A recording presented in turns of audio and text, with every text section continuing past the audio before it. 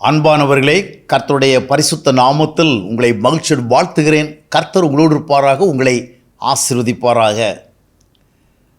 நம்மில் நிறைய பேர் பார்த்திங்கன்னா எப்போவுமே நமக்கு ஒரு கஷ்டமில்லாத வாழ்க்கை ஆண்டவர் தரணும், வருத்தமில்லாத வாழ்க்கை ஆண்டவர் தரணும், துன்பமில்லாத ஒரு வாழ்க்கையை தரணும், பிரச்சனை இல்லாத ஒரு வாழ்க்கையை தரணும் அப்படி ஆசைப்படுறோம். ஏன்னா ஏற்கனவே நிறைய பிரச்சனைகளை நம்ம சந்திச்சிட்டோம், நிறைய துன்பப்பட்டுட்டோம், நிறைய கஷ்டங்களை பார்த்தாச்சு. அதனால் இப்போது நமக்கு கொஞ்சம் ஆண்டவர் இளைப்பாறுதலாக கஷ்டம் இல்லாத, பிரச்சனை இல்லாத, கண்ணீர் இல்லாத, நோய் நொடி இல்லாத ஒரு இளைப்பாறுதல் வாழ்க்கையை தர வேண்டும் என்று தான் நம்ம எல்லோரும் விரும்புகிறோம். ஆனால் ஒன்றை நாம் மனதில் வைத்து கொள்ள வேண்டும், ஆண்டவரிடத்தில் மிக விசேஷமாக நம்ம கேட்க வேண்டிய என்னன்னு சொன்னால், கஷ்டமில்லாத ஒரு வாழ்க்கை என்பதை விட பரிசுத்தமான ஒரு வாழ்க்கை, பாவம் இல்லாத ஒரு வாழ்க்கை. எனக்கு 1000 தேவை இருக்குது, 1000 பிரச்சனை இருக்குது. இந்த நேரத்தில் போயிட்டு பரிசுத்தம் பாவம் இதுவாக முக்கியமான சாப்டர். ஆண்டவர் என் கஷ்டத்தை நீக்கிட்டா, பிரச்சனை நீக்கிட்டா, நான் அவர் மேலே ரொம்ப சந்தோஷப்பட்டு பாவம் இவன் எதுவுமே செய்யாமல் வாழ்வேன் அப்படின்னு நினைக்கலாம். இல்லை, நான் உங்களுக்கு சொல்லுகிறேன், ஆண்டவரிடத்தில் மிக முக்கியமாக கேட்டு பெற்றுக்கொள்ள வேண்டிய என்னவென்றால், ஆண்டவர் இந்த பாவம் நிறைந்த உலகத்தில் நானும் பாவம் செய்து வாழக்கூடாது ஆண்டவரே. சோதனை மிகுந்த உலகத்தில் சோதனையில் சிக்கி கொண்டு வாழக்கூடாது ஆண்டவரே. ஒரு பரிசுத்தமான வாழ்க்கையை வாழணும், அதுதானே உமக்கு பிடிக்கும். பாவமில்லாத ஒரு வாழ்க்கையை வாழணும், பாவத்தை ஜெயித்து வாழணும். இதைத்தான் நீங்கள் ஆண்டவர்கிட்ட கேட்கணும். Then God will be so pleased. ஏன்னா அவர் தான் சொல்லி கொடுத்தாரு, முதலாவது தேவனுடைய ராஜ்யத்தை தேடுங்க, மத்தேயு 6:33.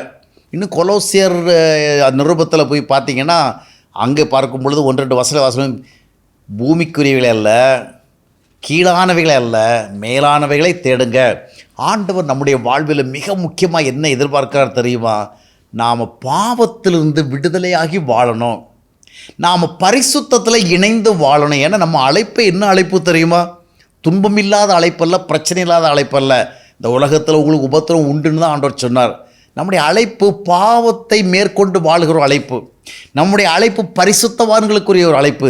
இந்த அழைப்பு சம்பந்தமாக ஆண்டவரிடத்தில் நாம் அதிகமான கிருபைகளை கேட்கணும். இது சம்பந்தமான காரியங்களை நம்ம ஆண்டவர்கிட்ட அதிகமாக பகிர்ந்து கொள்ளணும். எந்தெந்த ஏரியாவில் நாம் பாவம் செய்கிறதுக்கு தூண்டப்படுறோம், எந்தெந்த ஏரியாவில் பாவ நெருக்கடி வருது, எங்கெங்கே நம்ம கோட்டை விடுறோம், இதெல்லாம் ஆண்டவர்கிட்ட சொல்லணும்.